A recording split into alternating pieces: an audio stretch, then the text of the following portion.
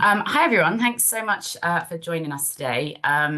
This is the first of our new research and policy skills series that we're hosting here at NEF as part of our Homes for Us Alliance. So just quickly, before we begin, if you weren't here, we've asked that people can put their names and the organisation that they're with, or if you're here as an individual, the area in which you live in the chat.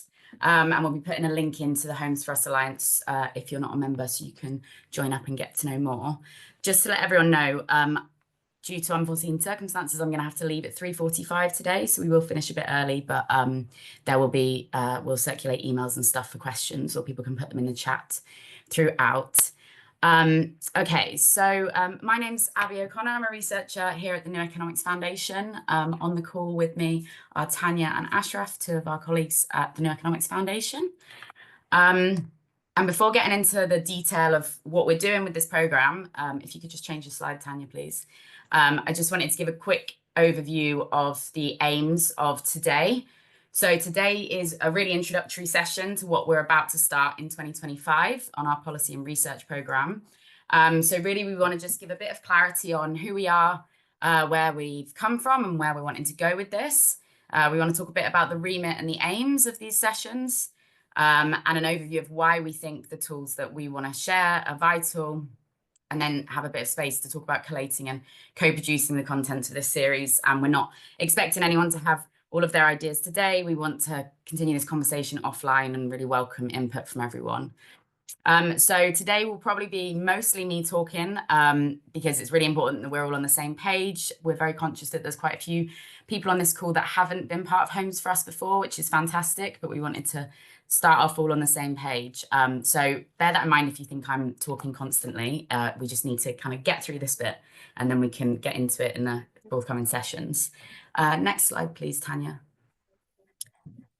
So why have we started this series of sessions? So predominantly it's in response to what our current alliance members have shared that they would like to focusing on skilling up and tooling up our membership organizations and the members within them and the members of the alliance. Also, of course, reflective of the fact that we all know there's a chronic imbalance of power between tenants, landlords and authorities. We've obviously seen in recent months the renters' rights bill that looks to be coming through, and there's of course some positive shifts in that. But as I'm sure everyone on this call knows, it's not gone far enough, and it's up to us to push that in whatever way we can.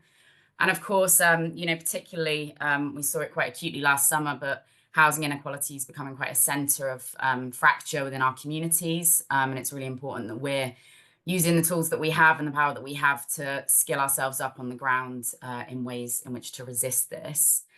Next slide, please, Tanya.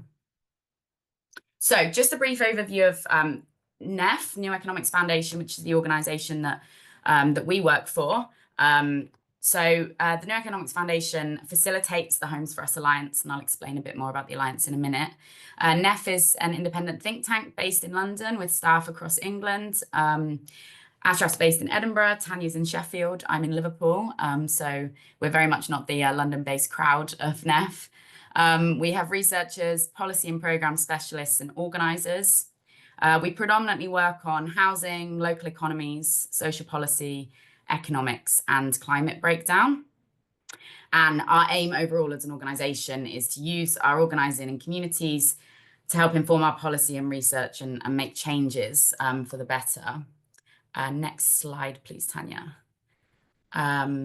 So the Homes for Us Alliance, for those of you who don't know, just very briefly, because we could do a whole other session on this. The Homes for Us Alliance is a coalition of grassroots groups, tenants and community unions and charities and non-profit organisations from across the UK. Homes for Us was established a few years ago, and the Alliance collectively came together to work out the demands that they want and the actions that they want to take on the ground. But just broadly speaking, and there's more information on our website, but the Alliance believes that the housing system needs radical reform, that we need a strong housing movement on the ground to hold councils, landlords, housing associations and politicians to account in coordination across the different geographies. So the really big push in Homes for Us is bringing together all the separate organisations that are doing this work on the ground in communities in one place, which is why NEF facilitates it, because we do a lot of policy work regionally and nationally as well, and also a lot of work in the media. And then finally, our belief, of course, is that we need safe, healthy places to call home, somewhere we can lay the foundations to our lives. And of course, right now, the housing system is completely out of balance. Next slide, please, Tanya. So what does the Alliance do, just broadly, before we get on to the specifics of the research and policy? Each organisation in the Alliance, of course, has their own activities, and where possible, we coordinate them to strengthen each other. So we do a lot of kind of sharing best practice and sharing events and ensuring that others support each other. And then together as an alliance, we organise demonstrations, actions, carry out research and design policies to directly improve the housing system. And the policy and research that we do is directly informed by the alliance members. And of course, we also lobby politicians to make the change happen. And another big part of the Alliance, which is what this series of sessions is about building capacity and resource for campaigns and skilling up activists and members. Next slide, please, Tanya. This is just very brief, just so you guys kind of can put names. Well, we don't have all the faces here, but see names just so everyone knows. Then there's a NEF team dedicated to this. We have Domi that looks at logistics, Ashraf, who's on the call, that supports on overall alliance building and organising. Tanya and Morven are our organisers. I do policy, and Katrina does comms. So we have quite a few different arms to the alliance within NEF. And yes, the slides will be circulated, Marina. I apologise that I am going to rattle through this somewhat quickly because very conscious of time. Next slide, please, Tanya. Okay, so we have 5 core demands, policy demands as an alliance that were put together by the alliance before those of us on the call were actually involved a few years ago. It's just important to say from the outset that all of the approach of the alliance is intersectional. We see quality, affordability, and accessibility as central and inherent to all of our demands, and very much come to all of these with an understanding that systemic inequalities, of course, pervade society as a whole, are deeply entrenched in our housing systems. So the headlines of the demands that were decided by the Alliance are 3 million more social homes, the public buyback of private rentals, ending the sell-off of genuinely affordable homes, controls on rents and regulation of service charges, and taxing landlords fairly. Next slide, please, Tanya. Okay, so I just wanted to give a bit of a recap, because the Alliance has been going for a few years, about where we've got to so far in our research and policy. So myself, Tanya, and Ashraf came onto the programme mid last year. So a lot of this work had been done by colleagues previously. But in terms of the policy demand of 3 million more social homes, we've done a lot of research that's focused on using analysis and reports to really make the case for the economic benefits of social housing. There's members of the Alliance, like MedAct and others, that talk about the health benefits and social benefits of social housing. So the role that NEF played in that was really focusing on the economic benefits. And I've done analysis with organisations like Shelter and others to look at how much money a government would get on a return on investment in social homes through new jobs, of course, revenue through social rent and disposable income in the economy and so on. So that's been a really key part of the policy work that we've done thus far. Next slide, please, Tanya.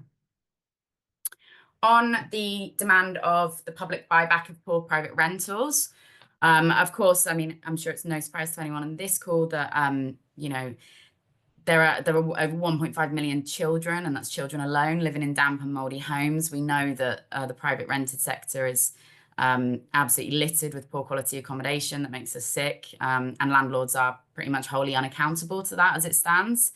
So a big part of our work has been around developing policy levers that would allow and encourage councils and governments to take back control of poor quality homes and bring that back into public ownership. We've done quite a bit of, we've made a lot of progress with, for example, the GLA and other organisations around how they can do that, and attempting to kind of give them the tools, including through existing policy that they're not using, to do that. However, it's certainly important for us to say that we know that local authorities and housing associations, social landlords, are some of the worst offenders for poor conditions. A lot of the casework that I've done outside of my day job as an activist in the movement has been around poor quality local authority and housing association homes. So in coordination with the Alliance this year particularly, we're looking at strengthening our policy development around accountability on conditions and enforcement in local authority and housing association homes. Next slide, please, Tanya. On the policy demand of ending the sell-off of affordable homes, NEF did some research that some people may have seen that found that almost 50% of the homes that we lost through the right to buy are now rented in the private rented sector.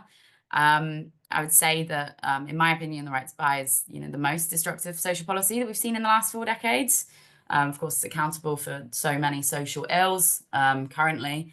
And more broadly, really, it's about linking up the issue of the sell-off of our public homes to other chronic problems in our society. So looking at council bankruptcies and other issues. The Alliance's goal has always been to end the right to buy as part of a broader goal to establishing genuinely affordable social housing for anyone that wants or needs it. Next slide, please, Tanya. Okay, so where next? So this kind of comes to where I joined the Alliance. My work at NEF, beyond housing, it kind of looks at the underlying housing crisis, namely the sell-off and financialization of public land, which of course goes into a very extractive development system that operates in favor of private interests, and of course at the expense of our communities. And I really hope that this is one area that, in conjunction with the Alliance, we can really focus on. So looking at the very foundations of the housing crisis, that's a report that I wrote recently with a colleague that looked at ways in which we can kind of really push governments to not argue that 15 to 20% profit is acceptable for developers, and that, the affordable housing label is, of course, not accurate. It's unaffordable, as I think all of us know. But this is one area that we're looking to really push in 2025.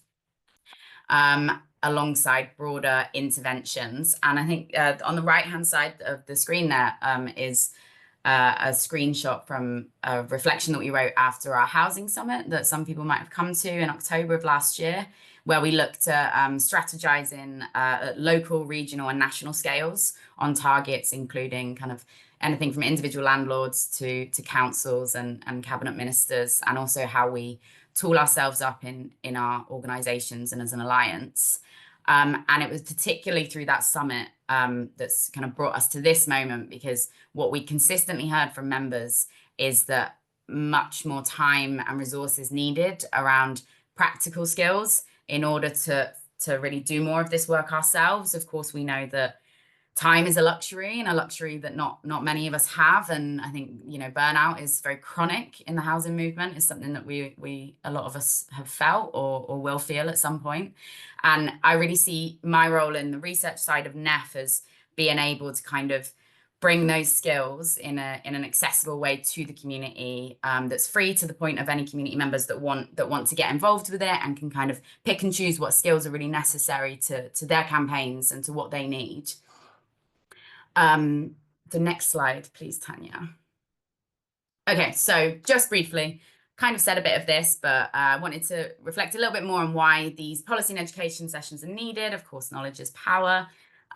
So just for anyone that doesn't know me, I'm an urban sociologist. I've worked at the intersections of academia, policy and activism for near on a decade now, with a particular focus on inequalities in land and housing systems, predominantly in Liverpool, which is where I'm based, but more recently across the UK and internationally.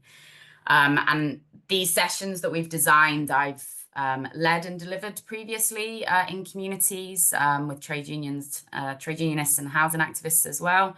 And I think, just to really start with, firstly, of course, it goes without saying that myself or anyone at NEF absolutely is not the oracle of all knowledge. And what we share in these sessions is coming from our perspective.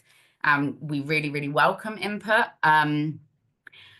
with this, and we really welcome input in developing it, and kind of questions that we can take away and come back with and return to the Alliance with as we strengthen and broaden our demands. I would say that also the other aspect for me, particularly personally, is that, research skills, particularly, which will be a key part of this, are gatekept by a privatized education system. And it's really important that, we can use the skills that we have in order to share that in communities and learn from each other in a reciprocal nature.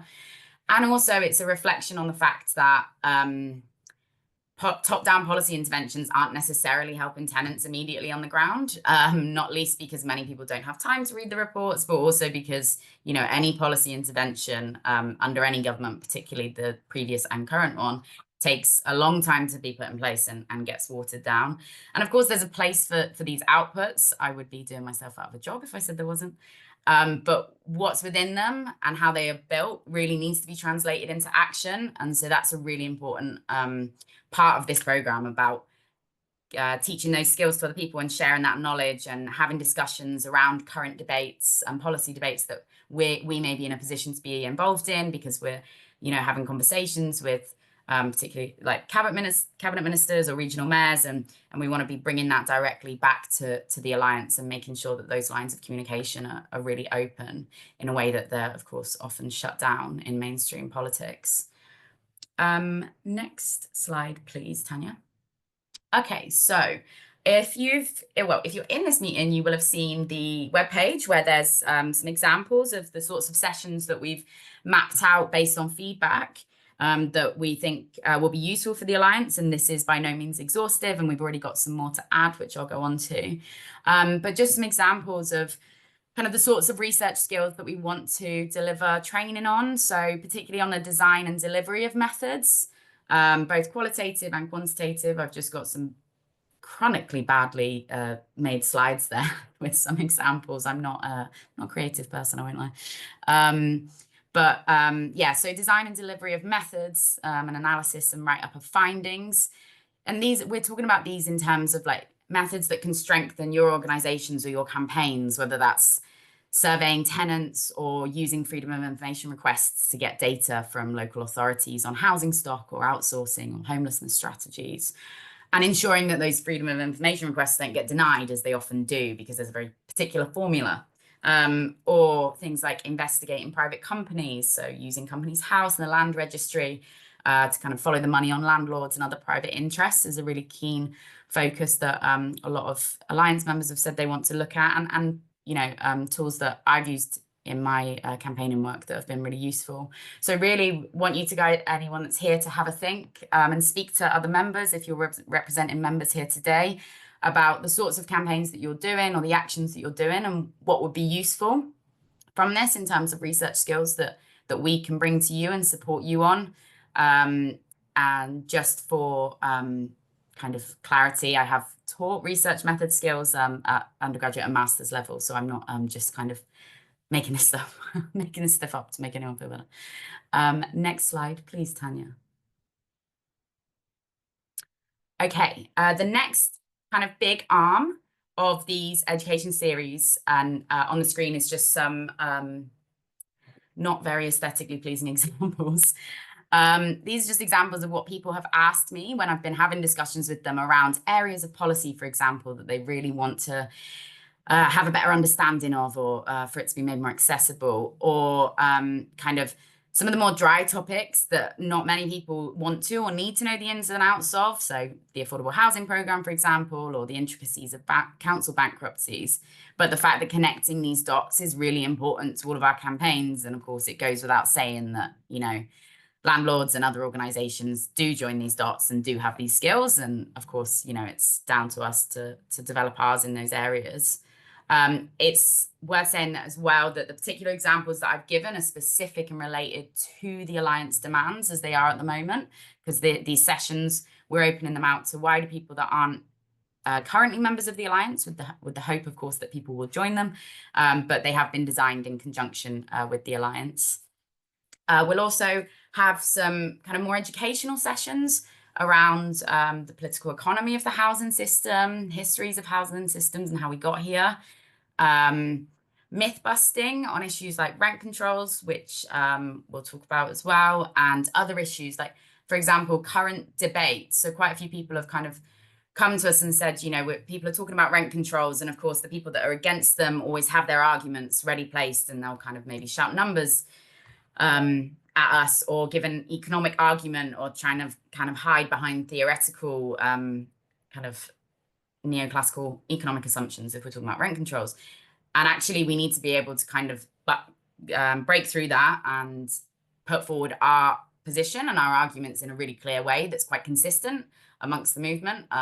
So that's the key part of the feedback on that. And then other issues kind of around framing of the housing debate. I'm sure everyone's seen that the current Labour government are kind of framing anyone that talks about housing conditions and thinking about quality and tenure and where housing is placed. We're framed as NIMBYs and people that don't want anyone to have housing, and we're inherently problematic because we're against that. And actually, of course, we're not talking about people not having homes. We're talking about the fact that there are millions of empty homes and that homes need to be in the right place and have the right services and all the various other things. So some sessions that focus on how we develop that messaging and framing, and how we can learn from each other and share best practice as well on maybe some from some campaigns that are further down the line, and from some campaigners that are kind of just starting or in smaller organizations or just really wanting to get involved in the movement, and into the meat of it. Next slide, please, Tanya. So just some logistics. As I said, today was just really about introducing these to you all. So the sessions, there's not a consistent time period at which they have. We're looking at approximately every 3 weeks, depending on both appetite and capacity. They will always be via Zoom, open to all, and they will always be on Wednesdays at 3 to 4 p.m. because that's the time that works for the majority of the Alliance members. Happy for them to be recorded if this time doesn't work for everyone. Appreciate that for a lot of people, they're in work at that time and can't get out of it. So if anyone has members or knows that this time on Wednesdays isn't good for them, please just get in touch and we can organise recordings going out to people. So they'll led and be written by me, but we're in conjunction, of course, with Alliance members, and we will have special guest appearances. So not everyone has to hear me on a Wednesday afternoon. So, for example, we've already had interest from Peter Apps, who's a journalist who has done a lot of work on Grenfell and deregulation. So we're going to have a session with him, looking at kind of where the government's got with the inquiry, or where it hasn't got, in fact, and other guest sessions from other people doing campaigns on the ground specific to their expertise. Predominantly, because this is what people have asked for, it'll be 60 minutes, usually a seminar style format, for someone speaking for the first 30 to 40 minutes, followed by either a discussion, Q&A, or tasks, depending on the topic. So if it's kind of research methods training, then we'll be doing obviously task-based stuff to develop our skills on that. And just a note on audience as well. Our aim is to ensure that this is accessible to as many people as possible. So we're not expecting any prior knowledge of policy or research. And I will ensure that, if we're talking about kind of something theoretical or a concept or a complex policy, that will be broken down really thoroughly. But it's worth noting that, people will need context of the current housing crisis by nature of this being a housing alliance. And of course, if there's people that feel less confident in that, then we can have, one-to-ones and chats about kind of where people are up to in terms of their knowledge. But I just think it's always important to note that, because we kind of don't want people coming and expecting it to be a like housing 101, and then we're talking about, the intricacies of the Renters' Rights Bill, for example, because that's not a good use of anyone's time. Okay, next slide, please, Tanya. Okay, just quickly, I'm flowing through this, so I'm nearly done. A note on the next session, because this is just an introduction. So our first session is actually NIMBYism versus YIMBYism. Shall we bulldoze the planning system? And this is the aims of this session is around discussion around shared learning, myth busting, and kind of building our case and position as an alliance. It's a very difficult conversation. It's one that has some very loud voices in the government and in other kind of think tank spaces and other spaces. And of course, there's a long history of it in the States. So we'll talk a little bit about that. And I've got some work that's kind of traced the evolution of that with colleagues. So we can talk through that and then really just have conversations with people, seeing how they're coming up against that in their own communities, because I know that is quite a common issue at the moment that people are really kind of struggling to weather. As I said, there's a list of session suggestions on the website that we'll put a link to. There are some that are already locked in because we've either got key strategic goals related to actions on them or because they've already been requested. But I very much welcome any suggestions, with the caveat that, of course, it's dependent on kind of time and capacity and alignment with our policy areas. But we really welcome input in this. We want this to be as useful as possible to anyone operating in the housing space or even outside the housing space, but housing affects kind of their everyday work and their life in their communities. So very, very welcome to any ideas on that. And next slide, I think, is the last one, Tanya. Yeah, so there's an email there for myself and the Homes for Us email that we can put in the chat. But we actually have, sorry, I'm trying to move my screen back over. We actually have time for questions and answers. So maybe if we stop sharing, Tanya.